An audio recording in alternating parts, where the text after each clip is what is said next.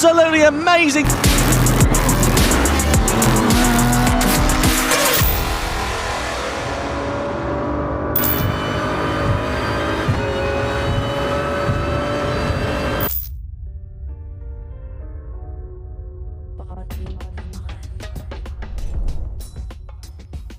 Hello and welcome to the 2020 FIA Gran Turismo Championships. It's round 7 of the top 16 Superstars races. Our drivers have been competing online as part of the online series, and they are now here for the top 16 Superstars races for the Nations Cup and the Manufacturers Series, which means they'll get bonus points in the championship standings. It's all to play for, and it could be set to change here today.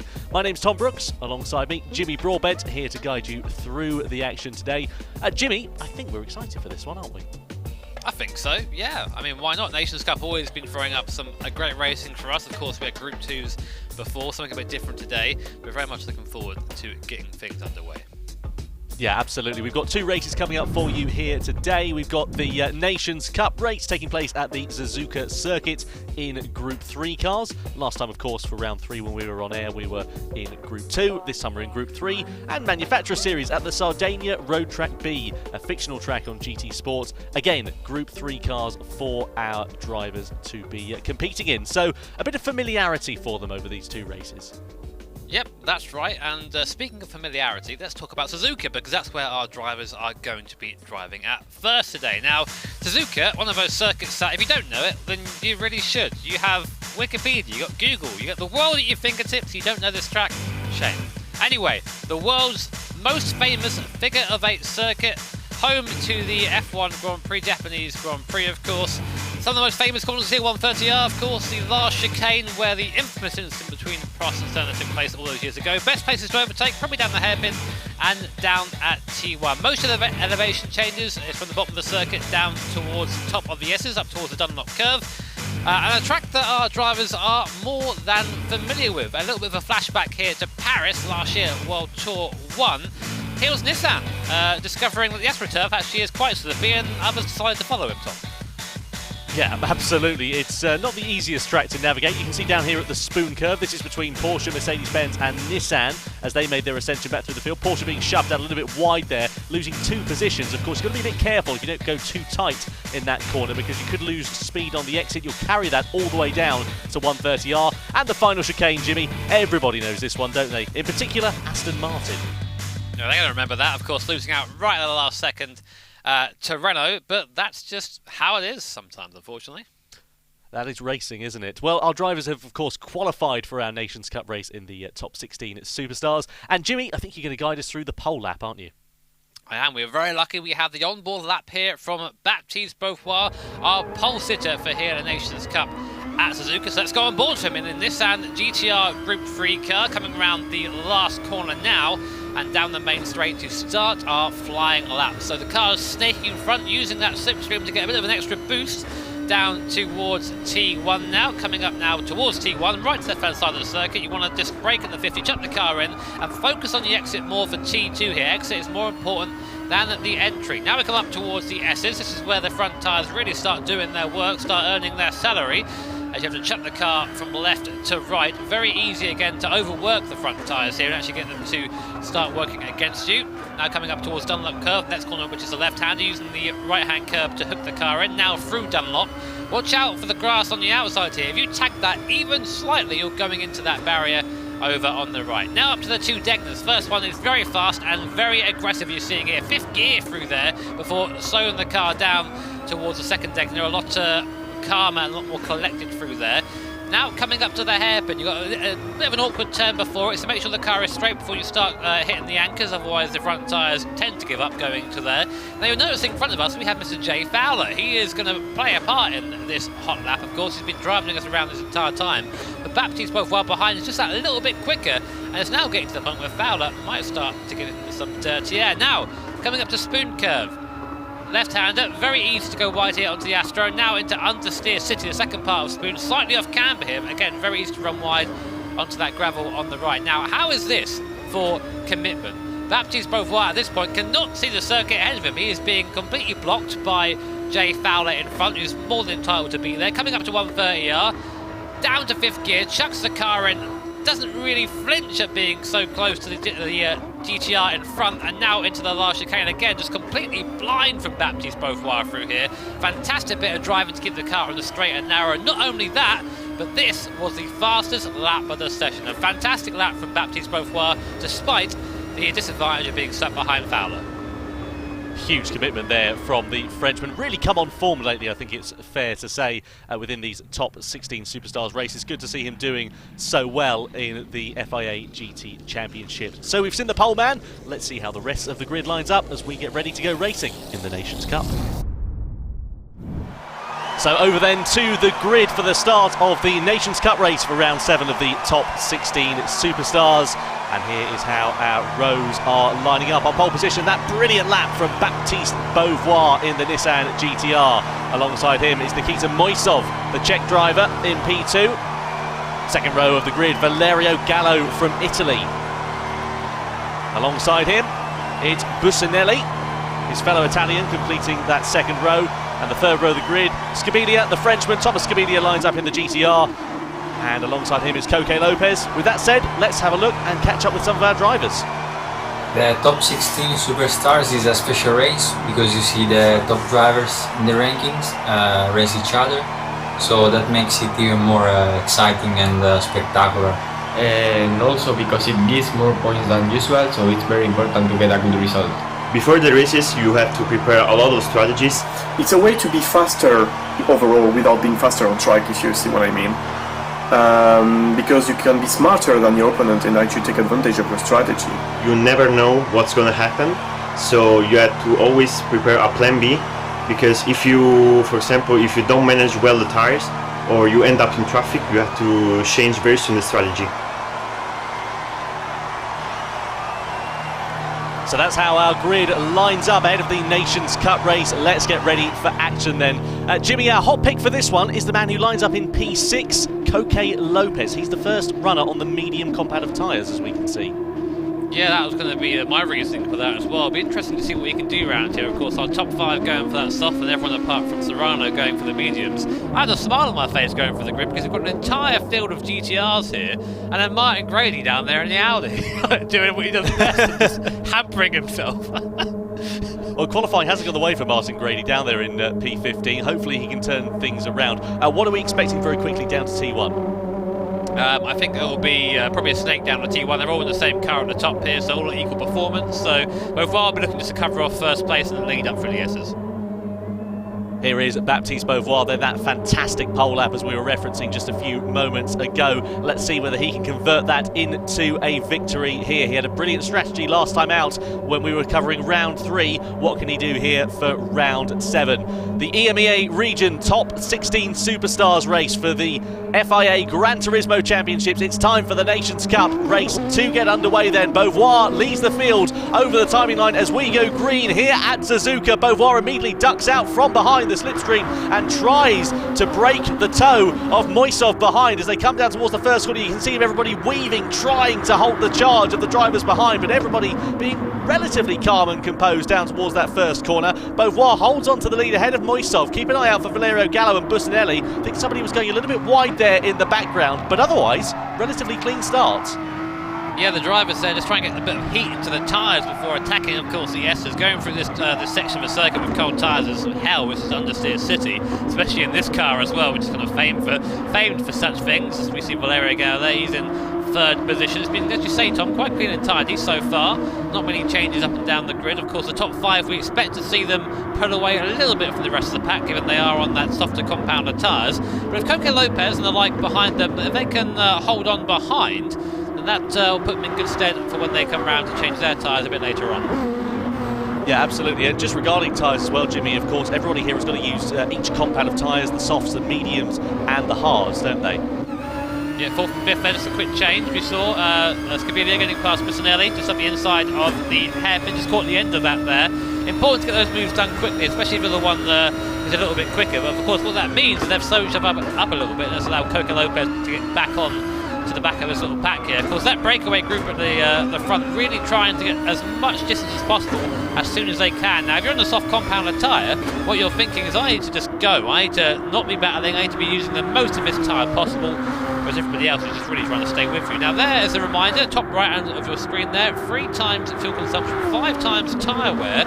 So these soft tyres, especially around Suzuka, are going to be wearing pretty damn quickly. Yeah, absolutely. One thing to bear in mind is fuel as well. Drivers can take 30 litres on board, but if they're going full attack, they will need to take some fuel on board towards the end of this race. 16 laps to remind you, and it's quite a long lap here at Suzuka, I think it's fair to say. Marcus Connaughton comes in from the mediums and the hard tyres at the end of the first lap. We're expecting Serrano to come in. He does as well. He's from the hards to the mediums. So interesting strategy there for Connaughton. He wants to get off the mediums and the hards as soon as possible, I'm guessing, by the looks of things. It may be that way, or maybe he just really feels better on the hard compounder tyre. The thing is, the soft compounder, I'm fairly sure, will not go that long around here. That's 5 times tyre wear. Your tyres will be like soup at the end. I've never tried cornering on soup before, but I imagine it's not very good. So I think really they need to just focus on really using that medium tyre if they can. So I don't really see the sense of Collins' strategy with Serrano just doing the opposite. But maybe it's a masterstroke, who knows? Anyway, we're on board with Basinelli now. Great driver's eye perspective here of what you're seeing when you're driving around the Suzuka circuit. That GTR, definitely the car of choice, as we said at the start of the race. Only one driver is not driving a GTR. That's Martin Grady, who we all know has a bit of a thing for the R8, so I think he wants to just try and drive it for as long as possible. Yeah, and making his way back up through the field now into P13, which is lovely to see there for Martin Grady. Not the top-ranked British driver, that's Fowler, who is in at P11 at the moment. But just riding on board here with Basinelli, you can see there being really smooth coming into the spoon curve. This circuit being quite old school in its layout, Jimmy, do you think it rewards the smoother driver as opposed to the more aggressive? Oh yeah, definitely. A lot of long sweeping corners here with the outside front tyres just getting loaded up big time. So it's really easy through there. If you can really try and negate some of that tyre wear with smooth driving, then it will pay dividends towards the end of your stint here. Meanwhile, Baptiste Beauvoir looking nice and calm and collected. Someone who's really come on in their own recently, I think, Tom. They've really been improving over the last couple of years, and especially now in his online events, really starting to get very quick indeed, and has been the man to beat, I think. Yeah, if you look back to last time, especially in the top 16 superstars, that masterstroke of a strategy got him onto the podium on the penultimate lap of the race when we were at the Dragon Trail Seaside Circuit, and again didn't do too badly either. Also on the podium in the Nations Cup race in round 3 when we were last covering this. So he's a driver who is held in very high esteem and has been making steady progress up the field, and is now doing a really good job of having pulled out nearly a second's gap over Nikita Moisov in P2. Meanwhile, you see Yehul and Connaughton into the pit. So Connaughton getting off that hard tyre, he's now on the soft tyre here. I'm still trying to work out what strategy is going on there, because making 2 pit stops by the start of lap 3 is an interesting way to go about things. There'll be another stop there for sure. I think he's going to go for the 3-stop strategy, and that's worked a couple of times in previous events. Of course, Suzuka is one of those circuits where having nice tyres really does help you, but it's not going to help you if you've got to use them to get through people. Connaughton's right at the back of the pack now, and of course these guys aren't going to be intending on pitting anytime soon. And you might think when you're out there, man, I'm 2 seconds that quicker than these guys, and when you then catch them, you find you can't get by them. You just end up wasting that tyre being 2 seconds lap slower than your best because you can't get by. So we'll see if it works out. I wouldn't do it around here because, as you said, it's quite an old school track this time, quite hard to overtake around here. So, but we'll see. We've seen the tactical masterclasses in the past. Maybe we'll see it here today. You see all the locking a bit more there for Connaughton going through the hairpin. Great view of the driver there at work in the office. Here's Rick Kevelam, old slick Rick from last time out. Not quite as quick in these cars. Maybe not enjoying the lower downforce. No, I was just about to say actually there, as I kind of muted Jimmy, sorry about that, but yeah, he was on Group 2 cars last time, so as you said, maybe just the lower downforce not working well. It's still an Nissan GTR, but it's a very different kettle of fish, this one. Qualified in P10, is now up into 9th position. He's on that medium tyre, so of course you wouldn't expect him to be as quick as the front runners who are all on the soft compound of tyres. Speaking of the front runners, you can see there Basinelli's been given a penalty for one reason or another. It looks like that's exceeding track limit, a 1 second time penalty that he's going to serve, and presumably coming out of the spoon curve, as all the medium runners now, or a lot of them in the mid-pack, making their change over, some going onto the hard, some soft. Have you noticed though, Tom, back of this pack, who's still attached to it? It's Coque Lopez. He's still there. He's still hanging on to the back of this pack on the soft runners. You'll just see him there just for a second, just slithering into frame there. There he is in the Williams Esports livery, coming round the right-hander now, and doing a very good job on these medium compounder tyres. I know you might be thinking, what's so difficult about that? But this tyre is, about a second a lap or so slower than the soft tyre. He's still managing to keep it there. And that's, again, just highlighting the skill of Coco Lopez. Definitely, I think it's fair to say probably the quickest Spanish driver currently. Yeah, it's really good to see Coco Lopez doing so well. And one thing I have to say is there'll be frustration from him last time. He didn't make the top 16 Superstars, had some issues back at home, which didn't allow him to connect into the game, wasn't able to compete, and his race was over before it had already begun. So I think there's probably a sense of redemption almost there for him today. Yeah, those issues can be very frustrating. I've been fallen foul of myself in various different titles, but the thing you have to remember is that that's basically our version of a mechanical failure, so that it's all part of the immersion. Oh no, it's broken. That happens a lot. So looking back now from Scabilia, Bushnelli's about to take that penalty, and you see, it's always, that is the effect of the penalty there. You're wondering how bad the second is. That's more than the second. It's just, you slow down for a second, but then of course you've got to speed up again, and all the time you're speeding up you're still losing time, and that allows Coco Lopez to go up into 5th position. Now I wonder if those guys fighting will actually hold this pack up a little bit, so we'll see. You see how much of the inside of the corner you can cut there as Lopez, just a little bit too enthusiastic with the throttle, keeps it pointing the right way though, but very easy to have that snap from underneath you if you're not careful. Rick Kemblem into the pits for the soft compounder tyre. Into the pits he comes then, so down towards the first corner we go. Meanwhile, at the start of lap 5 for these front runners, a lot of other drivers coming to the pits. Carlos Salazar, again a driver who was very unlucky last time out, if you remember, had that infamous spin into the pit wall where he's been on social media. If you saw it on our Gran Turismo Twitter channel, his head in his hand and just the frustration from the Portuguese driver. He'll be hoping for a better time this time out on track, but he's not necessarily that quick at the moment. However, he is now on the softer compound of tyres, so maybe that'll be a tyre compound and a car underneath him that'll suit him a bit better, allow him to show his full potential a bit more. Yeah, so we've got 4 drivers trying that strategy. We'll be interested to see if it plays out or not. Of course, there's some quick guys back there, Swinerick, Colleran, Salazar and Blajan. They're 4 very quick drivers. So we'll see if they manage to come back through the pack again. Here's Bushnelli now recovering from that penalty. And we have to apologise to some of you guys out there, because I saw in the comments from the last stream you were saying the feel when you're not on a first name basis with Jimmy and Tom. We don't know everyone's first name, alright? Feel free to write it down for us. We're trying our best.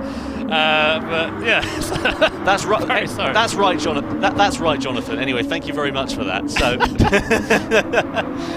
honestly, I struggle to remember your name sometimes. To be honest, mate. To be honest, it's the same with mine.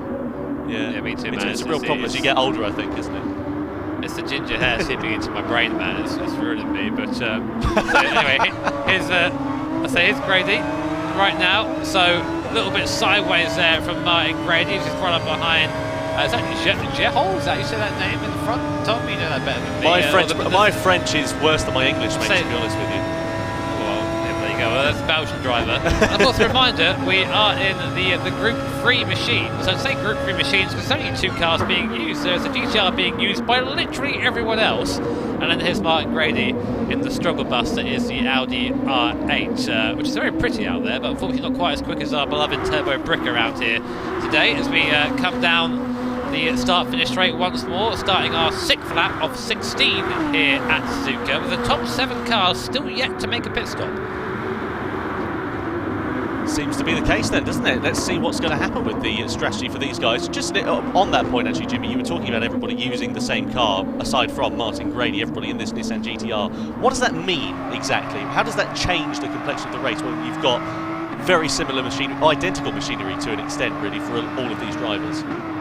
Well, it just means that it's essentially spec racing, and that is an option, of course, for Nations Cup. You are open to use whatever car you like, as long as it fits the regulations. In this case, it's the Group 3 regulations. But of course, these guys being the pros, they're going to go out there and run the car that's consistently the quickest out there. And I think it's fair to say for the BOP for this round at Suzuka, Godzilla is well at home, it seems. A bit of a flash in the hazards there from Coco Lopez. You notice these guys use the hazards quite a lot to apologise or to communicate in these races, though I have fallen foul of someone plowing the circuit and then just driving off with the hazards on. I'm like, well, thank you, that doesn't help me at all. I'm out here in the gravel. So yeah, so of course Martin Grady thinking maybe I don't want to be the same, maybe I'll take the Audi, but of course around here it just doesn't quite have the same pace as this Nissan. But that changes from track to track, from car to car, you know. And if you are of the kind that like to see different manufacturers duke it out more, then of course we've got the Manufacturer Series coming up next. So a lot of different stuff to watch out for. Here is Martin Grady. He has pitted once on the soft compound. Here we go then. So our leaders, pitting in, and all coming in now, going soft. So maybe the same strategy there, Tom. Yeah, I think this is going to be quite interesting, because it could come down to who is able to get an advantage in the closing stages if they are going to follow the same strategy. Valerio Gallo, meanwhile, he goes on from the softs to the medium tyres. Everybody else going soft. So, and also Coque Lopez going medium soft as well, so he's going to be quicker at this phase in the race. Fowler there out of position in P6 as well, because of course he hasn't made that pit stop yet. But that's interesting for Valerio Gallo. Why would he have gone mediums in this middle stint? Maybe just to get rid of them, maybe to do the short stop now. You have to, of course, be on every compound tyre at some point during this race, and that would be, for Coque Lopez, our hot pick of the race. This is going to be a bit of a disaster for him. He's come up behind Rick Kevlam, he's already made a stop, so now he's in this little bit of a train between Fowler and Kevlam, and all the time he's here, he's losing time, especially with Fowler on the older compound tyres. He's getting a little bit impatient now coming up to the first sector. They're all getting very, very close indeed. I'd be very surprised if we don't see some sort of send coming down to the hairpin. Here we are then on board with Coque Lopez, just pitted in for the soft compound tyre. Up towards the hairpin, Rick Kevlam in front. He's got penalty as well, Jimmy, just so you can see on the left-hand side of your screen. He's got a red flashing dot next to his name, a 2-second penalty. Is that for contact there with the back of one of the drivers? That's a disaster for Coque Lopez in this middle set. He was our hot pick, as you said, and that could put pay to his performance in this race completely. Yeah, it must have been a penalty, and that will really put him back down the field here. So that's a big shame for him. Of course, he was looking quite handy in this, but that 2-second penalty will feel more like 4 seconds or so by the time it's all been said and done. Here are the two Italian drivers, Gallo on the inside, Bissinelli on the outside, looking to the outside, but getting a little bit too keen on it. Interesting to see Gallo running a Renault livery on that GTR. It's a bit of a trend for our drivers right now, running mismatching liveries. I've been quite enjoying seeing where it heads. I mean, to be fair, at least there is a partnership between Nissan and Renault to an extent, so you can kind of get on board a little bit more with that. But it's when you see the Porsche liveries on the Nissan, yeah, exactly. It's a loose connection, but it's still there of some description. Meanwhile, Fowler into the pit lane, so he comes out of that leading group. He was sort of out of position, as we saw. He goes from the mediums to the hard compound tyre. Connaughton makes another pit stop onto the soft compound tyre, so his 3-stop strategy is taking effect now at this middle stage in the race. But riding on board here with Bissinelli, this is going to be just frustrating, I think, for him, stuck behind Valerio Gallo. He knows he's quicker because he's got the soft tyres underneath him, but he can't find his way through at the moment. It's part of the game here at Suzuka, of course, is if you can get yourself trap position. And the thing is, for Gallo, that's worked out perfectly for him. He's on the medium compound tyre. He's going as quick as he can go. He's not really being hurried that much. Although you'd think differently. These guys are super cool under pressure. You could pretty much just be hanging onto their rear bumper and they wouldn't even notice you're there. But Gallo there, the entire time he's out here in the medium compound tyre, he's slowing up Bissinelli. He's got to go onto the medium compound himself, so by the time that comes around, things will be okay. But saying that, Bissinelli sends one up the inside here. It's going to be wide an exit though, and Gallo's going to get the better exit and probably pull back by. Bissinelli has the inside here. It's the shorter line up towards Spoon Curve, but if Gallo can hold it here, he'll be on the inside for Spoon. He's right on the outside there. I think he actually gave a little bit too much space, and Bissinelli pulls back by. Very close racing, good respect between the two Italian drivers. They are clearly working well together, and that was a perfect switchback there from Valerio Gallo coming through there. But Bissinelli, as you said, getting his way back into P4. Now the thing is for Valerio Gallo, how long is it going to be before he's going to have the likes of Kevlam and Zarka all over his back bumper? Is he going to be able to keep the pace with Bissinelli at the moment? Meanwhile, further down the order, this is a nice little squabble for position going on just on the fringes of the top 10. You can see there Yahul and Swiderick. Apologies if we're butchering the pronunciations for these drivers, but Yahul there just going defensive on the brakes into the chicane. Swiderick not able to find his way past at the moment, but clearly looking faster. You would expect that to be the case because he's made one more pit stop, and Serrano and Yahul come into the pit lane, allowing the Polish driver some clean air, and now he is able to continue on. He's made 2 stops here, Jimmy, as well, so he's going for that 3-stop strategy by the looks of things here as well. So regarding, of course, our pronunciations, I mean, you're on board now. You've been watching the show long enough to know we try our best and don't usually get it right. So you know what you're getting when you're tuning in. Right? Let us know, though. If we are butchering it, give us a comment down below. Let us know how to say it, and we'll do our best to get it correct next time around. So, Patrick Blajan. So he's one of the few drivers who've gone for that two-stop strategy, or the three-stop, I should say. Right now, Swiderick, who's in front of us, you can just see him up there, is kind of leading this alternate strategy group at the moment, with Blajan and Salazar having a little bit of a scrap at the moment. So I wonder how much of a scrap these guys want to have, though. Do they want to really be doing this, or do they want to be focused on going quickly? Because when you do these longer, these more pit stop strategies, that was a really bad way of saying that. When you do more pit stops in your strategy, you have to go quicker. You have to be going faster the entire time. You can't be afford to be held up, otherwise the strategy is just null and void. So Blajan might be thinking, I can go a bit quicker here, but does he chance to move us in the background? Grady, there you go, mate. Sends it up the inside there of the Belgian driver in the Audi. He'll be happy with that, I'm sure, but that was a soft compound tyre pass on the hard compound tyre. I'm not to take anything away, Martin, but yeah, he's not the most competitive out there, I think it's fair to say, but I think he probably realises that there, Martin, but such an allegiance he's got to Audi that he's just trying to hold on. But you can see even on the soft compound of tyres where Yahul is on the hard, he's still able to stick with him through those corners at the moment. There is Yahul just lighting up those rear tyres coming out of that spoon curve onto the start-finish straight. He's going to be a bit of a sitting duck here, I'd say, to Marcus Condon. He's going to be watching his mirrors quite significantly. So down this straight we go, in towards 130R. Kevelim comes into the pit lane, as well as Zarka. Then they're going soft, respectively, for those two drivers. Here comes Condon darting out of the slipstream, going up the inside to the final chicane. Beautiful textbook move, a simple block pass there, not allowing Yahul to find his way back through out of the final corner as the Belgian comes into the pit lane, but Connonan now through into 12th. He did a really good job to get that thing stopped then. I didn't think he was going to make the corner. That was, as you said, a textbook block pass there, where you just essentially just you pass the guy and then just stop in front of him. So there's no way you can get round to come back at you that way. Great pass there, but of course the reality of situations, we're still down in 12th here for Condon. So I think he'll be going to the end now on his tyre, but if you look at the gaps to everybody else around him, Grady's 4.5 seconds behind Salazar. That's a pit stop pretty much, and Connonan is 12th here, so I don't see much outside of maybe a top 10 just for Connonan if things go his way. Anyway, 7th, 8th and 9th all in your picture right now as we come through the second deck. Now Rick Kevelim in the middle of this little GTR sandwich. Is it GTR sandwich if you have a GTR in the middle as well? You get those sandwiches, right? I'm going to go off topic for a second. You get 2 pieces of bread. You get a toast sandwich, 2 pieces of bread. You get a bit of toast in the middle, and there's apparently that's a sandwich. This is what we got here. What on earth are you talking about? Google toast sandwich, all right? You'll know it exists. It's not good. Don't have I it. so Anyway, hope that gets clipped for Twitter, Jimmy.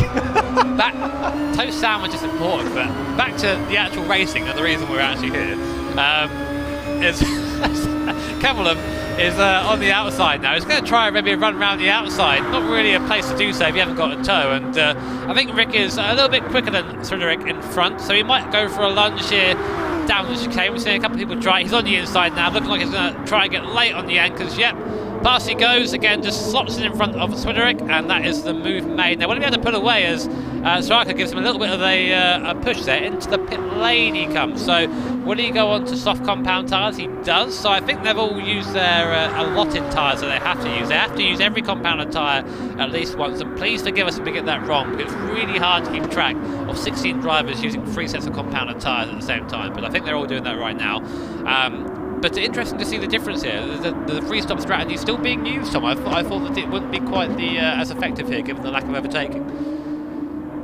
No, well, it seems to be the case, doesn't it? A lot of drivers opting for that 3-stop strategy, and well, they're going to be quicker in the closing stages of that race as well. So let's see if it's going to be a strategy that pays off. Here is Thomas Scabili, a driver who really impressed us last time out, actually, in the top 16 superstars for the EMEA region. And he is there in 3rd position as things stand. You can see him just missing the apex of that hairpin, but keeping honest to Nikita Moisov behind the Czech driver, who is in 2nd position. I'm not going to make the same pun as I did last time, where he was checking his mirrors quite a lot, but he is there in 2nd place. Meanwhile, Baptiste Beauvoir has cleared off 5.8 seconds up the road. That is hugely impressive, given that he has been on exactly the same strategy as these drivers in front of him. So he has clearly looked much more comfortable than anybody else behind the wheel of this car, and if he keeps it on the straight and narrow, doesn't send it into the barrier or into the gravel at any point, he is in a really good position as things stand with just 5 laps remaining.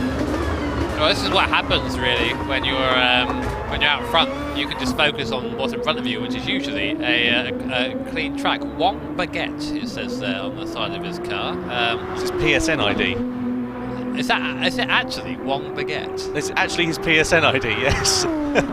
Well, okay, right, these guys, seriously. Anyway, so 6 seconds now is the gap, and all Mr. Baguette has to do now is essentially keep himself clean and tidy. As you said, just go around. He has got a pit stop to make, or I say he's got 2 pit stops to make. He's got to go onto the medium compound, go onto the hard compound tyre. So whilst there is a 6 second gap there, let's see who the next person is to do that. So Coque Lopez, he only has to stop once, as does Gallo, because he went onto the medium compound. So 1st to 4th have to stop twice, 5th and 6th have to stop once. Where is Lopez? He's actually come onto the back of Gallo again now. So although he said that penalty earlier on, look at how much faster he is there through the S. He's coming up to Dunlop now. Great view back here from the Italian driver's car. And just able to get that a little bit closer. Won't have a go into Degner. I don't think he's feeling that brave, but he might have a go into the hairpin. Yeah, Degner's not an opportunity to find your way past, but as you said, if he can set something up through that second Degner, he's just so much closer. He's going to get great exit out of there. Gallo lights up the rear tyres, and that allows Lopez to pull alongside on corner exit. Look at how much more grip he's got. He's around the outside before they've even made it to the hairpin. That is hugely impressive from Coque Lopez. Makes his way through into 5th position, and that is exactly what he needs to do. He's got a bit of clear air now to just run his own pace for the next couple of laps. Yeah, and that'll be relief for Coque. I mean, he still wouldn't be too happy if how the race has gone for him. I think he had a really strong strategy here. He really did all he had to do in the first stint, and then kind of just fell apart with the penalty. Meanwhile, here's our favourite piece of furniture, Martin Grady, 11th place right now, still going round. Still doing a good job in that R8. Of course, not as high as he'd want to be. I know Martin, he's a very competitive chap. So he'll be looking to try and get past these guys for the end. And meanwhile, in front of the field, Beauvoir in. Importantly, low fuel as well. There's going to be some fueling going on here. Yeah, there is. Of course, he could run that medium tyre for 1 lap or a few laps. I think what he'll probably do is run that medium tyre for a few laps and then go on to the hard tyre towards the end. Of course, he went soft, so he will be making 3 stops, as will everybody else around him. Moisov, Lopez has not made another pit stop, so Lopez now sits in P2, of course, on the soft tyre, but those tyres are now coming towards the end of their shelf life. So he's really out of position here, is Coque Lopez, as is Valerio Gallo, who's very close behind. Nikita Moisov, Thomas Kabidia, the drivers who were battling for those podium positions, and now they're stuck in traffic after their pit stop. That's not what they need, because if they were going to try and close that gap down to Baptiste Beauvoir, stuck in traffic on your outlap is not where you want to be. Fingers top assistant traffic, these are the positions now, because of course Lopez and Gallo have already used the soft and medium, and these guys still have 1 more stop to make to go into the hard tyres, so they all have 1 more stop to make now. So this is how the race sits, this is how it is. So Lopez's strategy, of course, as you see, blinder, really fantastic. If only he didn't have that penalty earlier on, he would have been right on the back of Baptiste Beauvoir. So really, this is now a straight fight for the podium. This is very interesting indeed. Look at Moisov lighting up the rear tyres as he pulls alongside Valerio Gallo. He could have got a good exit out of there and pulled alongside him, but he doesn't, and now he sits behind the Italian once more. So 3 different nationalities fighting for position as we come down into the spoon curve. This is what we love to see in the Nations Cup.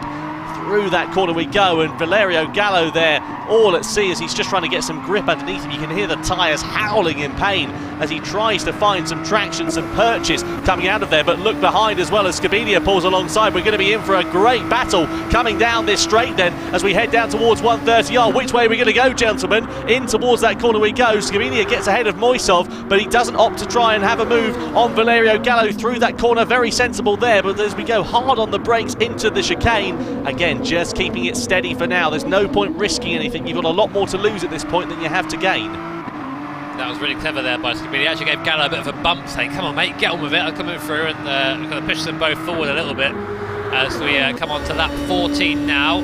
So Gallo goes defensive coming down the T1. Let's see what the tyre advantage is like. Not quite that extreme as Skabilia gets it almost out of shape on the curve there. Gathers it up again though before attacking the second part of the corner. This, through this section here, is where the tyre difference really shows coming through the S's. This is where tyre grip is where you want it to be at a premium. You can see straight away the train just closes up substantially, and Gallo is virtually being pushed through here, and Moisov there just tries to get by, taps the rear quarter of Skabilia sideways. They are now on the grass, goes Moisov, off he goes into the gravel. Once you're on the grass there, you are not coming back. I'd say Moisov there maybe being a little bit too opportunistic to try and get by, and just a bit of a racing incident there, but you have to go for it in these late stages. But unfortunately that's Moisov's podium challenge done and dusted. So disappointing there for Nikita Moisov. Now sits down in 12th position. Here comes Skabilia trying to send it down the inside of Valerio Gallo into the hairpin. Is he able to pull alongside the Italian on corner exit? Not quite. Gallo's got the inside line for the next right-hander and just holds off that charge of the Frenchman once again, but clearly Skabilia looking much more comfortable. You can see him finding an opportunity into the spoon curve. He's going to be on the outside line though as Gallo goes defensive into that corner, but he runs it deep, does Gallo, into there. Skabilia pulls alongside in the second phase of the corner, finds his way through up the inside and into third position. Thomas Skabilia, what a great piece of driving there from the Frenchman. I wonder now what will happen. Now, what do you do in this situation? Do you gamble and come in for that hard compounded tyre? Surely it must be quicker for Gallo now than the tyre he's on at this point, surely. So maybe we'll see him come into the pit lane and do that.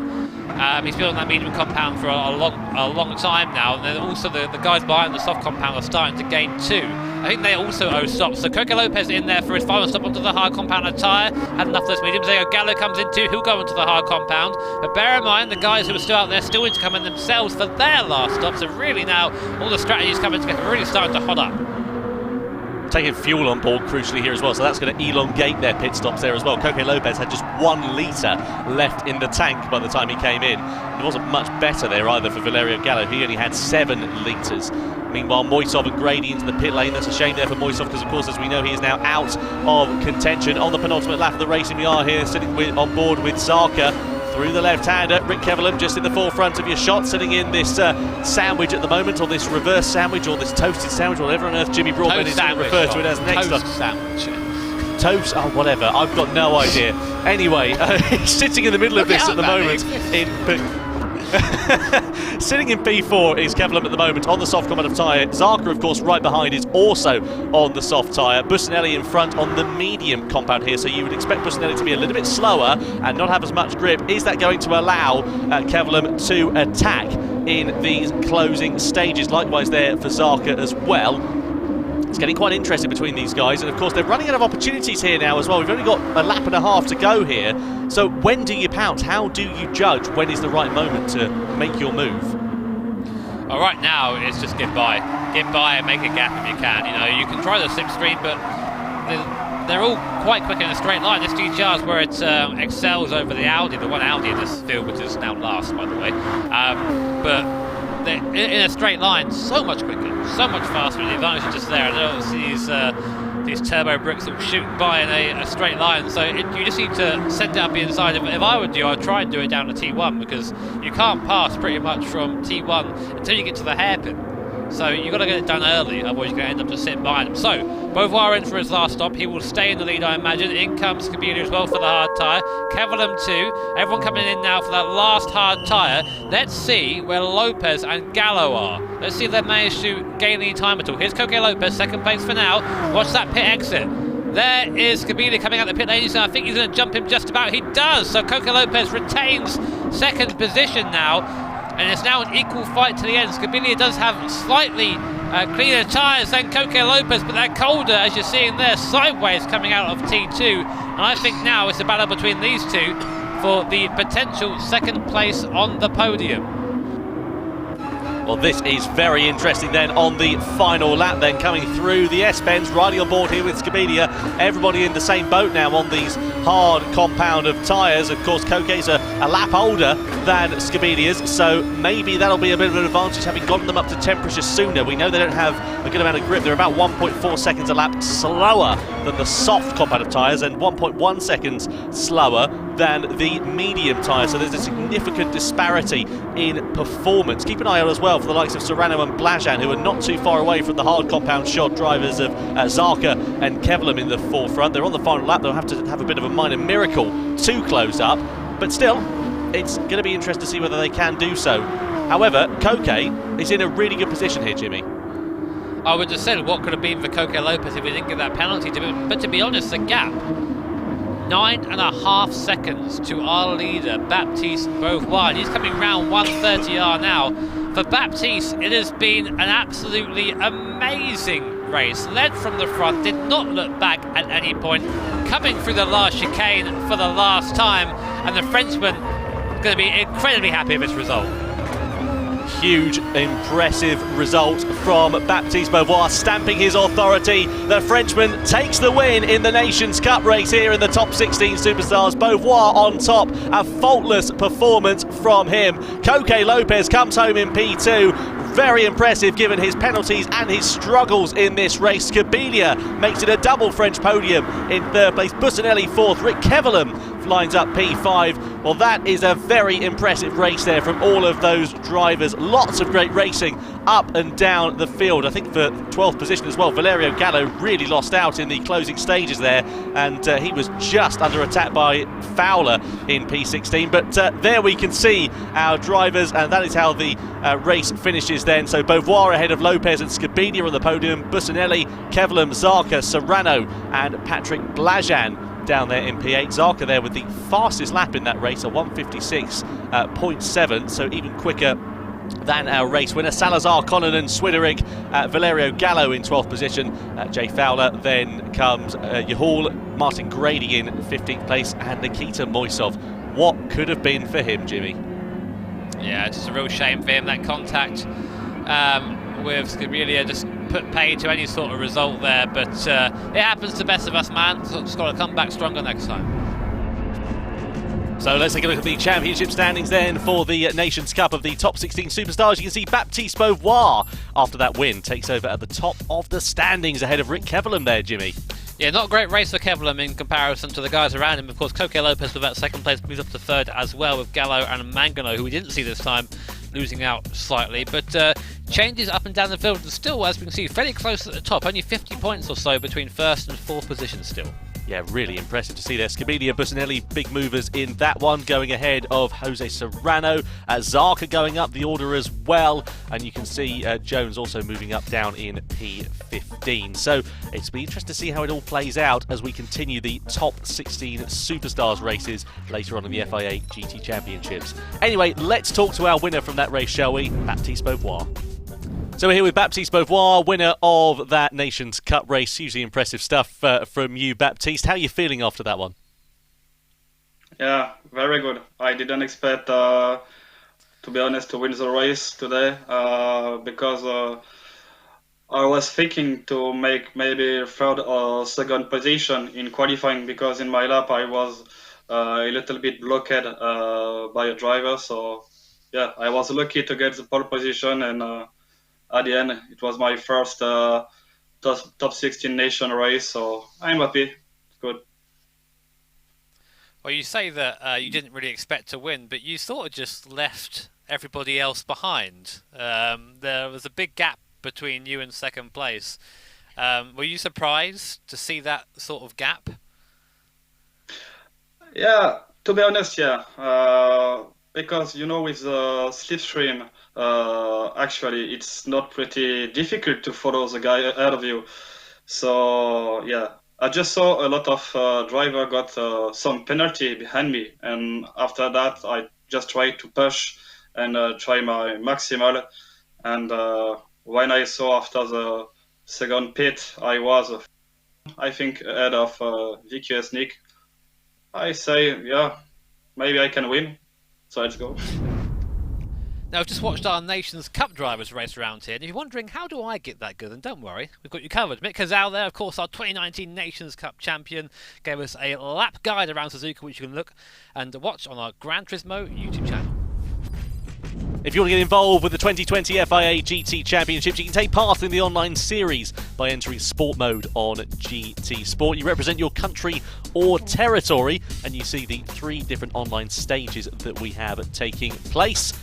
Then, if you qualify, you can compete in the Top 16 Superstars events on those particular dates. The driver with the highest points in each region, of which there are 5, will be selected for the Top 16 Superstars races. So maybe we'll see you on the grid along with all the other drivers.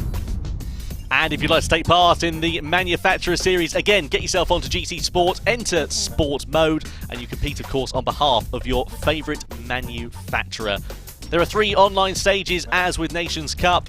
And of course you can see the Top 16 Superstars dates that you'll be competing in as well if you qualify high enough. Hopefully we'll see you on the grid for those. The top ranking drivers from each manufacturer will be selected for those Top 16 Superstars races. And then of course the drivers with the highest points in each region will be selected. There are 5 regions in total. And with a bit of luck, if your pace is good and you are quick enough, then we'll see you in those races. Welcome back to the Top 16 Superstars show for the 2020 FIA Gran Turismo Championships. We have just seen a thrilling Nations Cup race, and it's time to go over to the Manufacturers Series. And Jimmy Broadbent, it's a bit of a different kettle of fish, this one, but what I want to know is, who would you be going for if you had to pick a manufacturer for the season? Mate, you gotta stop doing this to me, man. It's a tough question. It is, because you have to kind of think of a couple of different factors as to what you want out of that manufacturer when you're racing. It's very much a two-way relationship. I mean, there are a lot of cars and a lot of BOP differences between each tracks, of course. So you have to think, okay, so where is this manufacturer going to be strong? Where's it going to be weak? That's what you do if you're an intelligent driver. But if you're me, you go for your favourite one. And my favourite bit of a Nissan fanboy, we haven't guessed by now. So yeah, I mean, I'd go for Nissan, but of course that's just purely based on my own personal preferences. Well, we were at the SUZUKA circuit for the Nations Cup race. We're at the Sardinia Road Track B layout for this one. So why don't you tell us what it's all about? I can do that. Just rolls off the tongue, that, doesn't it? Sardinia Road Track B. But yes, a fictional circuit based near Italy. Let's talk about it a bit, shall we? Just under 4 kilometres in length. And the circuit is actually very fast and very flowing. You have to have a car that's good at high-speed cornering through here if you want to do well. Best overtaking spot, of course, down to T1 and maybe T4 if you're close enough and feeling a little bit feisty, of course. Elevation change, not too much here, just about 50 metres or so between the lowest point and the highest point. Most of that, as you can see, just after the back straight up the hill. But an interesting circuit. And now we're going to pop over to the pole lap. So then here is the hot lap of Jose Serrano, our pole sitter here at the Sardinia Road Course B layout. Behind Lopez in front as well. Coming up now the very long front straight here. Bit of elevation change here, but really a chance for the car to get all the way up into 6th gear, top of the RPM before heavy braking down into T1. This corner comes back on itself slightly to turn in quite early and quite sharp. Very good toe thrust right now behind the Alpha 4C in front. So nice to have this little bit of a pull along down the straight here. You can see flat out left-handed before going back down into 3rd gear. Maybe use second for rotation here as Serrano does, just to get the car turned in. And then again, back downhill. Bit of a roller coaster section. A lot of fun to drive, of course. Touch the curb on the inside, help pull the car around a little bit. And now we come down the back straight. And you can see just the elevation change down here. This is where the max elevation change happens. We're still following Lopez, getting that draft all the way down here before braking for this uphill right hand. You can use a little bit of the curb on the left there. Don't use the blue stuff though, it gets a bit slippy out there. You can use it on exit though, if you're not quite carrying enough speed. Just try and follow the road round here, of course. All these elevation changes in these corners makes it very easy to go wide or make a little bit of mistake on corner exit if you're being a little bit too aggressive. Come round now the last corner, get the draft and prepare yourself now for the pit straight. There is Lopez in front. Gets it a bit wrong next to just Lopez, picks up a penalty, but we don't. Draft to the line, and that was on board there with Serrano for the pole lap. Great job, Serrano. Let's see how the rest of the field lines up. Here's how the grid lane lines up for the Manufacturer Series Top 16 Superstars race for the EMEA region. You can see the drivers all lined up on the grid. Pole position, we saw that Jose Serrano, Renault Sport RS01 that he lines up in. Brilliant lap from him. Rick Kevelan lines up alongside him on that front row of the grid in the Toyota Supra. Mikhail Hazal, the Turkish driver in the Subaru WRX, is in 3rd place.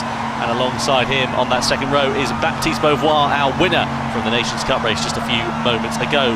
Will Murdoch is in P5 in the Honda NSX, that very distinctive livery on his car, with Valerio Gallo alongside him.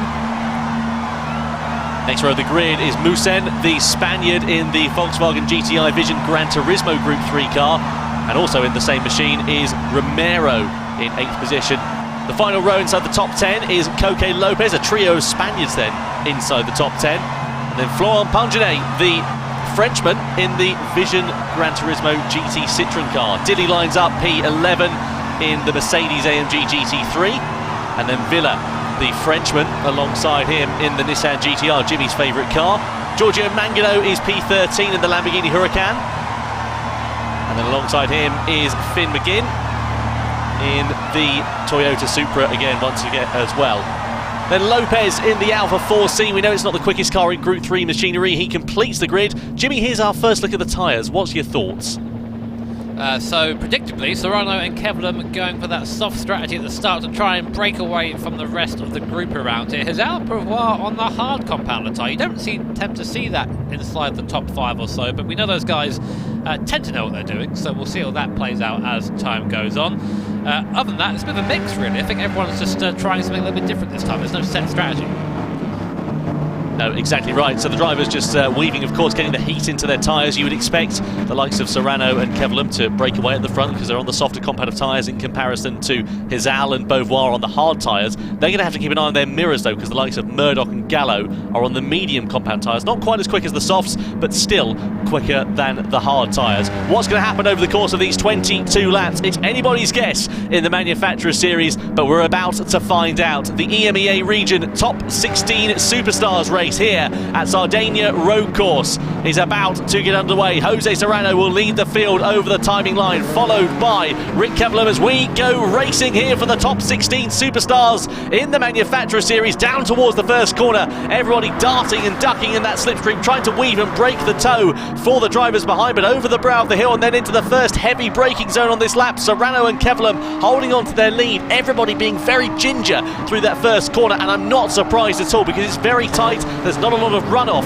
on the outside if you make a mistake, but we've got to keep an eye on these guys here, Jimmy, Hazal and Beauvoir coming under pressure as Murdoch slices his way through up the inside. Yeah, Murdoch looking to get by these guys as quick as he can. He's on the medium compounder tyre. He does not want to have to wait behind those on the hard compound. In the background, Gallo doing the same thing there on a mission in the VW, that drop top car. Two of those in this race at the moment. Gallo is side by side in the NSX as they come around this very fast section. It's he'll be on the outside though of this uphill right-hander, so he'll likely lose out. He does. Musha goes back up into that's not Musha. Sorry, that was no, it was back up to 6th place. Apologies. We're on board now with Romero. There's two of them. It's quite confusing actually. And you can see very rare view from this roof cam the driver at work down there. That's the advantage of a convertible in racing apparently. Yeah, you don't see that very often, do you? Only in Gran Turismo do we get the likes of these Vision GT cars, of course, not real-world GT3 cars, or Group 3 cars, I should say, but still very nice to see them. Drivers coming to the pit lane, Hazal and Beauvoir getting off those hard tyres to the surprise of nobody at all. Everybody on the hard tyres, you would imagine, will come in, and indeed they do. They've got to run all 3 compounds of tyre in this race, just to remind you. So they will get off those hard tyres as soon as they possibly can. And just for anybody who's tuning in for the first time, Jimmy, why are they doing that? Why are they changing off of those hard tyres as quickly as possible? So essentially, everyone has to use every compounder tyre in this race, so the soft, medium and hards have to be used at some point. And the hard tyre around here, unfortunately, is just so much slower than everything else that it's just seen as something you want to get rid of straight away. So you tend to just use it for one lap and get rid of it. I think that could be fixed with maybe some better wear rates for the hard tyre, maybe a bit more speed over the others. But as it stands now, being on that hard tyre for more than one lap is just effectively your suicide in the race doing that. So definitely doing that. On board Serrano now, you might have noticed that Kevlam has got through. Rick Kevlam is now up into the lead of this race. Serrano, of course, on board in the Renault. And we know Rick has been very quick of late. He's really come on form in the last few races, especially in these manufacturers races and in the Nations Cup race last time around as well. So we'll see what he's got. Lopez there at the back of the field with a penalty, and Michelin now is on the back of Murdoch. He's got a good run out of that final corner, pulls alongside the Honda NSX, going to the inside line then, and he's already made the move stick down by the first corner. Just going back to Rick Kevlam actually, Jimmy, I think it's very impressive here from him because this circuit holds quite tainted memories. If you hark back to, I think it was World Tour 4 back in Salzburg last year when we were in the Vision Gran Turismo cars for the first time. In fact, no, apologies, it would have been Tokyo last year when we were in those Jaguar VGT cars for the first time. He absolutely sideswiped the field into T1, caused the first ever red flag that we'd seen at a World Tour event. But he's doing a good job to try and right those wrongs. But yeah, it is quite. It's not a record he would like to hold, but he is doing a good job of just righting those wrongs and keeping a good pace at the front of this race so far. It's like me, I've got the record for a certain league of wiping out half the field at the start of a race. Only I hold that record, so, so me and Rick are good friends like that. But yeah, I mean, since then, of course, that's the one, probably the instant we know him best for. But since then, he definitely has come on as a driver, a lot more calm now, a lot more collected. And you can see when he had that instant, he just looked, he was pretty embarrassed of himself, as you would be. But right now, doing a good job. Just doing what they need to be doing, really, just pulling away from the field, getting that gap on that soft compound tyre, not fighting too much to slow each other down, and just doing what you have to do when you go with soft first strategy to keep it clean. Yeah, down towards that first one. It's such a long start-finish straight. You can see the incline as they come over the brow of that hill as well there. It's very easy to make a move with the slipstream. There's such a good amount of room to be able to do it if you get a good run out of that very high-speed final corner as well. Of course, the manufacturer series is very different to the Nations Cup. Drivers competing for different marks, essentially different manufacturers within the game. So they sign a contract with a manufacturer, whether that's Toyota, Renault, Volkswagen, Honda, Hyundai, whatever it might be. They'll sign a contract with that manufacturer, and then they compete with that manufacturer in these particular races. The idea is, of course, that they want to be able to represent them over the course of this season. And when we have our World Tour events resuming in the future, they want to be able to represent them. But of course, it's only 3 out of the 5 regions that we have. We have 5 regions for these online Top 16 Superstars races, so you've got to be up there and the fastest driver for that region. So there's a lot of competition going on. That's how it is in this series, of course. That's one of the big factors you have to consider when choosing your manufacturers. Is this car going to be popular? If so, I've got more competition than I would usually have. So it's definitely one you have to think about. And I always enjoy the start of each season because all the drivers start teasing who they're going to be driving for. It's just like a real life. And then, of course, the car just always inadvertently just goes and signs for Subaru, and that's the end of this. That's the end of that. Over and done with. So Mangano, here he is, the Italian driver with the Italian brand, the Lamborghini, coming down the straight now in the slipstream of the AMG in front. Going to go to the outside, long way around at T1 here, both on the medium compound tyres. It's going to be a straight fight there. And Mangano there, yep, nice and confident, and that's what you have to be when you're doing that sort of move. You have to be decisive. You can't back out of it and expect the other driver to back out of it because you're racing after all. Nice and confident, through up into P12. Yeah, Mangano actually did quite well last time out of the Lamborghini Huracan, which was really nice to see him performing so competently. Down in P12 at the moment, as you say. It's the drivers in the forefront of that shot, though, that we need to keep an eye on. Mikael Hazal and Baptiste Beauvoir, they've made a pit stop already, as indeed have these drivers as well. But of course, Hazal and Beauvoir were at the sharp end of the grid in the opening stages of this race, pitted at the end of lap 1 to go onto the medium compound of tyres. They're going to run those for a bit of time in this race and then presumably change over to the softer compounds towards the end. What do we reckon here? 2, 3, 4 stops potentially? We saw that in the last race, difference in strategies in the Nations Cup between 2 and 3 stoppers. What would you be doing here, Jimmy? How would your mind be going about it? Oh, well, luckily for me, I wouldn't be in this race, so I'm not good enough. That's how I always like dodging the question. But it's a tricky one. It depends on really what the strength of the car is. Some of these cars eat tyres more than others. So I say if you're at this point, then you could probably stretch it out to do a 2-stopper.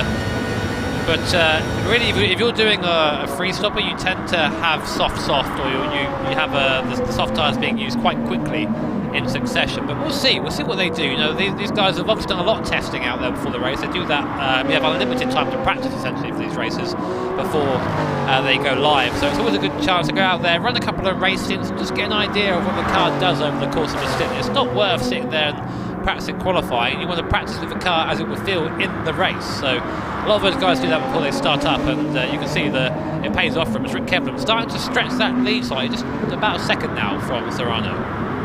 Look at this squabble going on in the midfield as well. I said the midfield, I mean it's inside the top 5. Will Murdoch there just having to defend from Valerio Gallo. Both drivers in the Honda NSX. You can see the very distinctive livery, I think it's fair to say, on Will Murdoch's car. He's got Mikael Hazal on that, and also Nico Rosberg on the rear wing, as we discovered the last time we did one of these Top 16 Superstars broadcasts.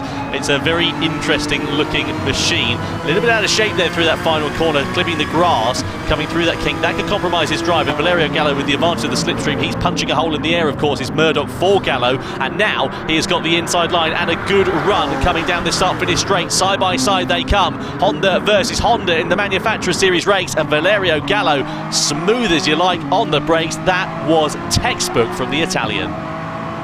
Very nice, very respectful as well from Murdoch. Would have been quite easy just to maybe be a little hair too late on the brakes, if you get my drift, and just put Gallo wide there, but very respectful, let him back in there, and Gallo takes the place. Again, another driver who's been incredibly quick on the online scene recently. Great to see the names change as time goes on. We're on board now with Coque Lopez, BMW stalwart now. He's been there forever. Yeah, it's good to see some drivers stay with certain brands, of course. So we've been like Lukowski with Mercedes, for example.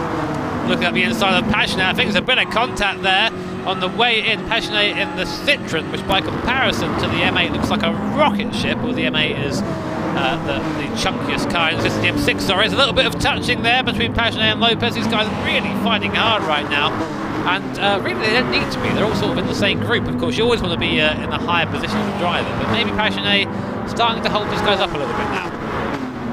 Yeah, you can see that there as we come down this start-finish straight. Then Coque Lopez just trying to find his way through at the moment. Villa there in the background as well. The Spaniards clearly doing a good job in this race as they go down the hill in towards that first corner. Mangano into the pit lane, then from the medium to the softer compound of tyres in the mid stages. He's made his second stop in this race already on lap 8 out of 22, and this is one of the things, as Lopez gets a little bit wide there, just kicking up a bit of grass on the outside. This is one of the things I love about this race, is that you see cars that are so vastly different from one another. You've got Coque Lopez there in the BMW M6. Just in front of him is a Vision Gran Turismo Group 3 car. Yeah, it's some of the things that you couldn't really get in real life, but it still has that flavour that it could happen. It's what I enjoy most about Gran Turismo, is that it's very much, of course, a driving simulator, but it's not afraid to embrace these ideas that, hey, this is cool, let's do it virtually and see if it catches on, And there is actually a model of that thing, isn't there, somewhere, on the Citroen? I'm pretty sure one exists. Yeah, I have seen it around. It has been about as Rick Kevelan comes into the pit lane then from the soft compound of tyres onto the soft compound once again. So that's the Toyota driver in and then out of the pit lane. Where's he going to emerge? There's Moosen just going through into P2. He's got a good advantage there over Valerio Gallo, so he's got good track position here, crucially, Jimmy, as well. He can just run his own race at this point and just set his own pace. He's not got too much traffic. Yeah, it's kind of a bit of a dream when you're out there. It's just make all your stops and have this in front of you. Nothing. I mean, you've got Moosen a bit further on the road, but that's 3 seconds. Catching 3 seconds in this amount of time is, he probably will pit by then. So he can just chill out, do his own thing, hit his marks, just focus on chasing lap time. That's what you have to do in this situation. It's really easy to let your mind wander, thinking, what I'm going to have for dinner later. I wonder what's on TV later, or whatever. But the thing you want to be doing is just look at your lap time and trying to hit it consistently, lap after lap. And even if you're on your own, you can really keep yourself occupied doing that. Meanwhile, Lopez and Pagenaud, this fight is still going on. Will Lopez dive to the inside here? No, he won't. That Citroen is pretty handy on the brakes, it seems. Yeah, it certainly looks to be the case there for him. So he's doing a good job, is Florent Pagenaud, of just holding that defensive line then, by the looks of things at the moment, and just keeping himself and his other competitors honest. This is, of course, the battle for 7th position in this race. Jose Serrano, meanwhile, is in the pit lane from the soft to the mediums. Moosen has got a penalty as he takes over the leaders, the other competitors around him coming to the pits. What about Pagenaud? He's going to take a late dart and dive into the pit lane then, so gets out of the way and gives a bit of clear air there for Coque Lopez. But Villa, who's very close behind as well, is not going to try and stay behind him for too long. Coming down the start-finish straight, bumper to bumper, as Coque Lopez squeezes him on the outside. He's entitled to do that. He has the racing line, he has position, and he retains 7th place here. Yeah, M6 versus GTR, and not quite able to get by with the GTR, so Lopez will keep the position as you said. Oh, that was very close for a Pagenaud. I was getting flashbacks back to the America's regional final back in 2018 now, which now feels like a very long time ago, where Rouvelard met the pit wall at Bathurst. Remind me a bit of that, actually. Nearly did the same himself. Anyway, so Mikazal and Baptiste Beauvoir here. These are the guys leading currently who have made a stop outside of Rick Kevlin and Serrano, of course, in their first stint on the soft compounded tyre. So these guys haven't used a soft compound yet, so they're still with that, of course, in hand. And it's looking like, Tom, they're still going long. I think it's only going to be a 2-stop for these guys. I don't think there'll be enough time lapse to double stint the stops for it to be worth it. Yeah, it's interesting to see. That's the thing we love about these races, is the difference in strategies that we have between these competitors. There is Moosen in the pit lane. He had that penalty just a few moments ago, as I was alluding to. Romero, Murdoch also in, as is Villa as well. So a difference in strategies there. Villa, Romero and Murdoch going onto the soft compound of tyres. You can see Lopez as well as Gallo going onto the hard compound. So how is that going to change things in this race? Clearly a difference, as we said, in strategy, but they're all going to emerge relatively close on track to one another. The crucial thing with the hard tyres is, even though it's only a lap, just don't lose touch with the fellow competitors around you. There is Valerio Gallo, who has got a mirror full of Florent Pangenet. As you can see, we run on board. Coque Lopez has a good view of this battle going on for now 9th position in this race. Everybody has at least made one pit stop now within this one as they come over in towards the right-hander. You can see Florent is just trying to find his way past against Gallo at the moment, but is not quite able to do so as things stand. Of course, Gallo on the hard tyre, Pangenet on the soft, so you would expect him to be significantly faster, the Frenchman. And look at how much more grip he's going to try and go for the inside line into the right-hander, late on the brakes. Nice and easy there for Florent Pangenet, just able to brake later, runs it a bit wide, but he should have enough momentum to hold on to 8th position. Yeah, tyre differences there being highlighted between the two cars, and I think Lopez would have been hoping to come out ahead of these two out of the pit stop, just so we can try and hold them up a little bit, but unfortunately these guys are still a little bit too quick, and you're seeing just a difference now as Pagenaud streaks away from the cars behind. Hazal and Beauvoir now, they're in for their soft compounded tyre, and I wager they're going to run those to the end. Coque Lopez comes into the pit stops too, so they'll go for the soft tyre as well. So actually now coming back onto sequence with Beauvoir and Mikhail Hazal, taking some fuel in as well. You've got to take fuel to finish the race. 62 litres he'll take. That should get him to the end. Now here's Romero, someone who's been a little bit anonymous this race. They're 1 stop so far, chasing down Murdoch. So, of those who have made 2 stops so far, Hazal is the leader of that. Mangano actually is now in 2nd, and Beauvoir 3rd in that little 2-stop mini race. But let's see what Rick Kevlin has. He's been putting in great laps, has Rick. He's now 5.8 seconds clear of Serrano. He's still got to use that medium compound. He's gone for the 3-stop, I think, there, Tom. It's a thinking man's race, this, isn't it? It doesn't necessarily play out exactly as you'd see it on screen at the moment, but it will come to fruition in the closing stages as everything sort of settles down with the strategy.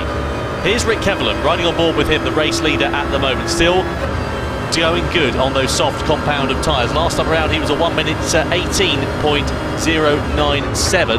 That was over a second quicker than the medium shot Jose Serrano in 2nd position. So he's just doing a good job of increasing that gap, and it could put him in a good position here towards the latter stages of this race here. I forget what tyres he started on. I think he's still going to run the hard compounded tyres here, has Rick Kevlin at the moment. He does, yeah. It was soft for the top 2. I think he's got to run medium and hard, yeah, at this point. What I was saying just a second ago. So we'll see how that pans out for him. Of course, he knows what he's doing, so he's going to go out there and just push. Well, he just has to push now. He's on the. When you take more stops, you have to push harder. You have to be on it the entire time, because any time you lose at any point, and the strategy just doesn't work. It has to be a very aggressive strategy to go for a 3-stop. So we'll see how that works out for him. Serrano falling back about a second lap. That's what you expect. That's what you expect, really, from the soft to the medium tyre. Meanwhile, here's Mikhail Hazal. He has got 0.7 of a gap over Villa behind, who's made 1 stop and has been pulling away from Mangano and Beauvoir. So about a 2-second gap to those that he started with. So you can see the progress now. What we see so common with Mikhail Hazal, which just turns it on during the race and just starts to build a gap, starts to increase his speed. And that's something you don't want in your rearview mirror when you're halfway through a race, is a charging Mick Hazal, because usually he ends up in front of you quicker than you see him.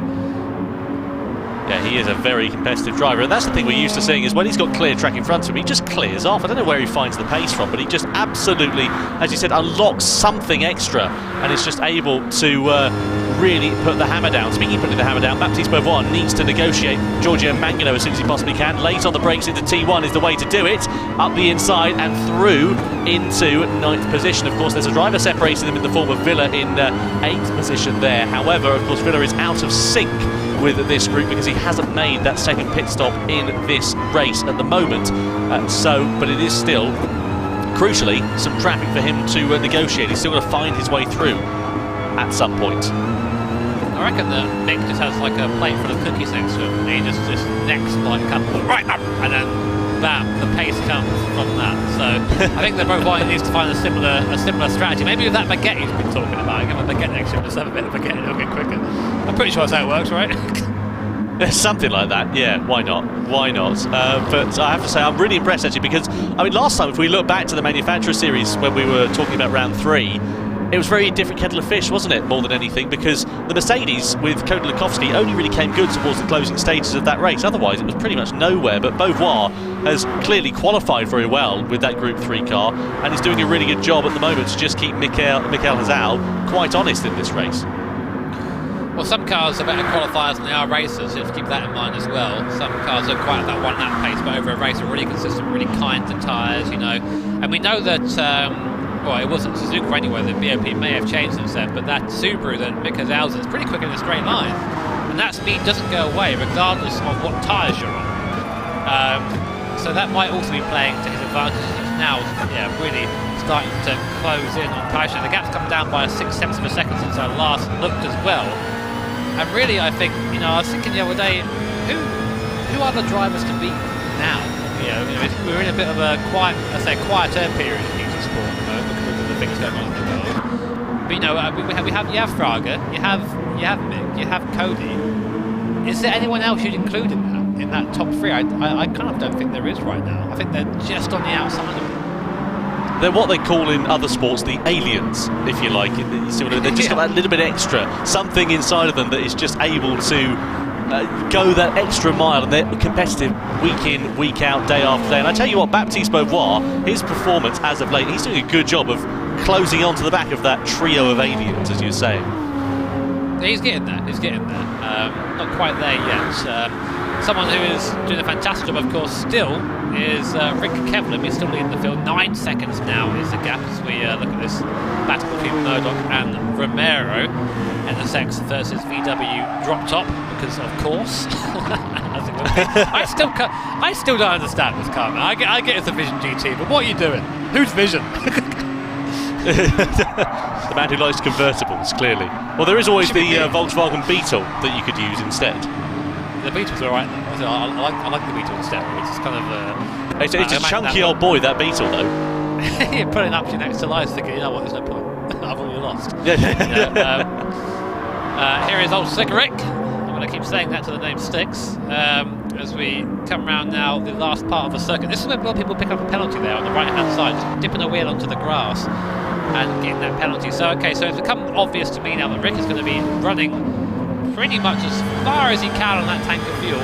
One stop for medium, one stop for hard, and that'll be him done. Now, here's one we've been looking at for a while. Mick Hazal has gotten to the back of Florian Pagenet, and now he's going to just pull to the outside. It's going to be a drag race, Citroën versus Subaru, coming down towards T1. That Citroën's got legs in a straight line. Mick Hazal pulls out of the draft and immediately is slowed down by the air he meets, and then sent it up the inside as Mick Hazal absolutely just throws it into the braking zone. Pagenet has no choice but to relinquish the corner, and Mick Hazal up into 6th place, done and dusted just like that. That's really impressive actually for the Citroën to be as competitive on that straight as it was, because that Subaru had some serious legs when we were watching it in the last round of the Manufacturer Series. So that is good for Michael Hazal, because he's now got clear track in front of him. What about Will Murdoch versus Romero then? I keep wanting to say Nicky Romero in reference to that singer that did the song with Avicii once upon a time, but it's not Nicky Romero. He's lining up in 4th position as things stand. We're riding on board here with Will Murdoch, who's clearly got a pace advantage over the Volkswagen. Through the right-hander we go, up the hill. Wind turbines in the distance, as you can see, through into the left. And a little bit of a miss of the apex there for Romero as Rick Kevelam comes into the pit lane here then. So 9 litres of fuel left. He had to make a stop at some point. He chooses to do so now onto the medium tyres. Now he'll probably run these, I would imagine, until the penultimate lap, then change to the hards for the final lap, Jimmy? I think so, yeah. We'll see where he comes out now, because now, pretty much, he'll be on the same strategy as everybody else. He comes out in second place, just behind Serrano. That'll be a bit of kick of the teeth for Kevelam there. He wanted to try and get out ahead of him, didn't quite get that done. So now everybody has one more stop to make. Serrano will go into the hards, as will Risen as well. Rick, of course, has tried the extra stop, but it hasn't quite worked out. But he will be on fresher tyres now than Serrano, so he might be able to reel him back in again. I'm fairly sure Serrano's probably going to pit very shortly, though. And the thing is for Kevelam is he's not in that dirty air as it stands at the moment. He's just that little bit further back, so maybe this could be a bit of a saving grace here for Kevelam. Let's see what Serrano does in response to that. Does he pit in this lap? We're running on board here with the Spaniard as well. See him working away very smoothly at that wheel. This circuit again, like SUZUKA we saw before this, just rewarding that smooth, consistent driving style.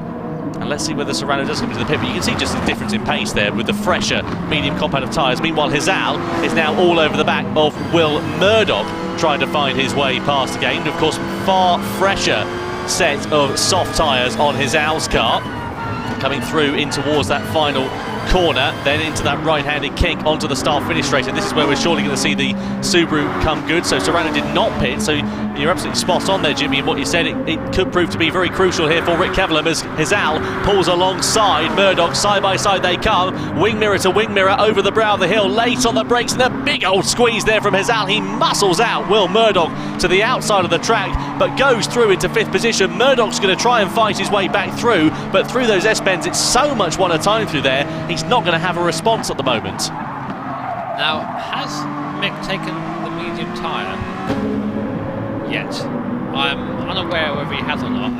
He may have done. I know you might be shouting at your monitor right now, but it's quite hard for us to keep up with all the strategies at once. But if he's taken the medium tyre, he's now running to the end, which I think he may be doing. Then this is his race, pretty much, I think. He's going to just run to the end. The gap to the lead is about 5 seconds.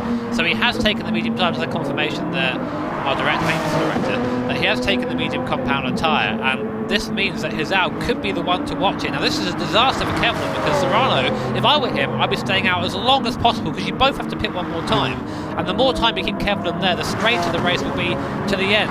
Of course, it depends how much fuel Serrano has on board in that Renault. Here is Mick Hizal then. Now Romero's a little bit wide there, and exit that should allow him the draft. Here we are on board with a Subaru, a bit of a wonky angle here as we go down the pit straight, and Romero there, I told you he was a bit wide, picks up a penalty, so that'll be an easy pass, should be for Hizal. But look at the VW in a straight line. What's Hizal got on the brakes? He's going to come from a long way back as he thinks about it, doesn't quite go for it as well. Will Murdoch gets a penalty in the background too, so it's in a bit of a penalty sandwich right now. It's Macau Hizal, but he needs to get by Romero as quick as he can. He might get him here. Romero's a little bit slow on the exit, and there goes Hizal up into 4th place.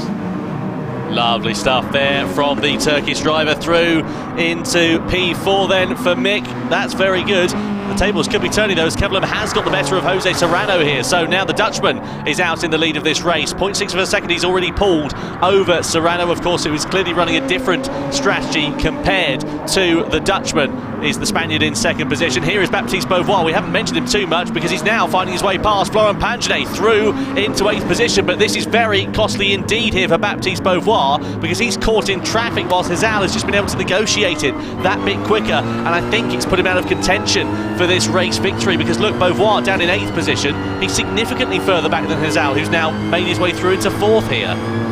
It happens sometimes, just get a bad draw of the traffic. So Serrano into the pits, onto the hard compounded tyres.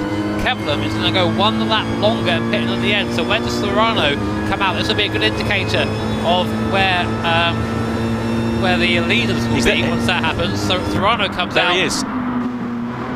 Okay, yeah. Just so ahead of Beauvoir. A few seconds behind Hizal though. Yeah, that's crucial there for Jose Serrano and also for Baptiste Beauvoir. So these guys, this could be the battle for the final spot on the podium if nothing else, but still, that's not ideal at all for either of those guys.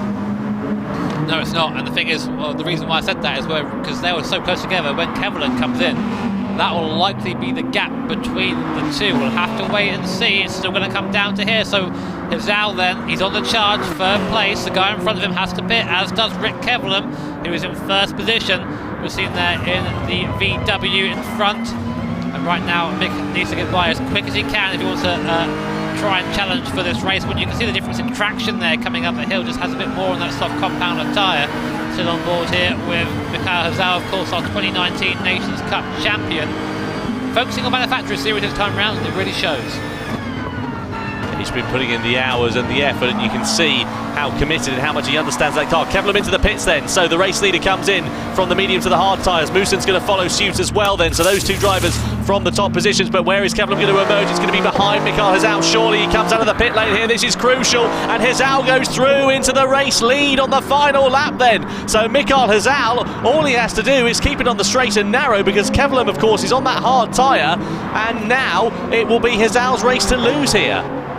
Kevelum's heart was sunk there, seeing Hazal come through in the frame. Baptiste Beauvoir, as you said there, Tommy's the one now fighting for that last step on the podium. But what a great effort that was from Kevelum to try and make that free-stop strategy work there. And he almost had it done, I think, maybe if he just managed to eke out a couple more seconds. But it just seems that starting with a hard tyre worked out a bit better for this man, Mick Hazal. Half a lap to go. All he's got to do now is drive to the line. Very impressive stuff there from Mikhail Hazal. Beautifully executed strategy as well. Kept it calm, negotiated the traffic with ease. It looked like he was just in a different league. As Jimmy said, he just unlocked something in the mid stages of that race, and he's only got a couple more corners to go. I'll tell you what, Baptiste Beauvoir's done a good job of getting ahead of Jose Serrano there as well. Of course, he's on the soft tyres, so it's going to be three different nationalities on the podium here. But out of the final corner comes Mikhail Hazal, and over the line to take the win in the Manufacturers Series Top 16 Superstars race for round 7 of the FIA Gran Turismo Championships. Rick Kevelum for Toyota comes home P2, and Mercedes-Benz with Baptiste Beauvoir rounds out the podium in third position. Jose Serrano tried as hard as he could, but it wasn't quite to be for him. There's a good battle to the line going on further down the order for 11th position between Villa and Mangano, with Villa just getting ahead. But, well, a very interesting race there, and a fantastic performance from the Turkish driver Mikhail Hazal. Kind of used to seeing it, really, aren't we? A great race from Mick, and again also a really good race from Rick Kevelum behind him. Can't understate just how great of a driver that was on a different strategy from anyone else, and to do another pit stop and end up just 2.5 seconds off the pace, pretty decent, I think. Very impressive. You can see the drivers down the order there. Serrano, Moussen inside the top 5. Romero, Pongenet lost out at the end there. Villa and Mangano. What happened to Giorgio Mangano down there in P12? Just ahead of McGinn, Jose Lopez, who had quite a few penalties in that race, as we saw, and then Dilly for Mercedes-Benz rounding out the 15 competitors in this race. So hugely impressive stuff in the Manufacturer Series Top 16 Superstars. Let's take a look, shall we, at the championship standings. Championship standings then for the Manufacturer Series of the Top 16 Superstars. You can see exactly what that has done for Mikhail Hazal, that win. He takes over at the top of the order ahead of Baptiste Beauvoir. Rick Kevelum, Jose Serrano moving up, as well as Valerio Gallo and Moussen there, Jimmy. But quite a few drivers going down the order, actually. Yeah, Mangano, I think, was the big loser in that race for Lamborghini. Just didn't quite get it right. I think there might have been an instance that we didn't quite see on camera either, but whatever happens, he's now down to P15 in the series. But again, gaps are very close right now, so one race there or the other, you can easily get some spots back in that series. So then, we've just seen the championship standings after the Manufacturers Series for the Top 16 Superstars here, and we're now with the winner of that race, Mikhail Hazal. Mick, incredible race that. Your strategy and your pace was just phenomenal. How are you feeling after it? Before I will give my first thoughts of the race I did yesterday, I would like to give my thanks to Baptiste Beauvoir and to Adam Tapai, because those two were the guys I was Top 16 Superstars race. So I would like to give my thanks for them first. But yeah, unfortunately, as the Top 16 always starts around midnight, I was so tired, as well as doing the Ramadan month on the same time. So usually I wanted to sleep instead of doing the race, but yeah, but to summarize it, the pace was mega, even though I was doing a little bit of mistakes and was also caught up in the traffic or so. But yeah, I'm extremely happy with how the race went from the beginning till the end. Yeah. So I mean, you had Rick Kevlam, I think, was probably your biggest competitor. I mean, did you know before he came out the pit lane that you were going to pass him, or was it just kind of, I wonder where he's going to be when he comes out, because it was quite close at the end? When I was practicing with the other guys I've mentioned before, like with Baptiste and with Adam for the race, we were also trying to see how long it takes for the pit stop if you only would change your tires in the end instead of also refueling on the same time. So we found out that if you would only change your tires, you would only lose about 9 seconds or so. And my gap to Rick on that time was around 6.3 seconds. So I knew that if he wanted to pit in, I would basically basically be ahead of him once he rejoins the track. So how does it feel if you compare winning at a World Tour event, say, to winning one of the top 16 Superstars events? What are the fundamental differences between the two? I mean, obviously, we can't go and party on a boat after you've won a top 16 Superstars event. I mean, you might do, I don't know, but it's how does it compare? To be fair, or to be honest, when I was winning the top 16 Superstars race yesterday, after the race, I just wanted to drink and eat something and then just go sleeping. So, which I can't pretty much do it on a Worlds event because there we have the podium ceremony, then the interviews, and then there's also the party going on. And I prefer to basically to just relax, to chill, and just sleep afterwards because it was pretty much so late, like after midnight or so. So yeah, instead of basically having the party also, I just wanted to sleep. Well, Mick, thank you very much indeed for your time. Congratulations on a really, really strong result, and wishing you the best of luck for the future as well. Yeah, thank you guys. I also wish you guys a happy weekend also, and see you guys on the next time, hopefully. Well, what an amazing day's worth of action we've had here for the top 16 Superstars for the 2020 FIA Gran Turismo Championships. Jimmy, quickly, who's your driver of the day? Why? Why do you do this to me, man? You know what? I know we've had a chat of him, but I'm going to give it to Beauvoir. He was good over both races. Double podium, which I think is very impressive, especially when you have such different machinery. So, I mean, it's kind of hard to look past him. Yeah, I'm going for Rick Kevlam, to be honest with you. I think his strategy in that last race was really, really strong. Mick Izal just had that little bit of pace. We're used to seeing him up the front. Great to see Rick consistently being there in the top 16 Superstars races. Yeah, definitely. It's a big improvement from what we've seen over the last couple of years. So if he can keep that up, he'll be challenging the likes of Mick and Eagle very soon. Well, we'll be back for the top 16 Superstars on the 31st of May for round 10 of the 2020 FIA Gran Turismo Championships, and it really should be starting to take place in the standings then, so it could be all to play for as to who is going to end up at the top of the table. Don't forget, of course, here on Monday night on the Gran Turismo TV YouTube channel, we've got action from North America and on the Oceania region as well. Be sure to tune in for that. Anyway, all that remains for me to say is from Jimmy Broadbent and from myself, Tom Brooks, thanks very much for watching, and we'll see you next time.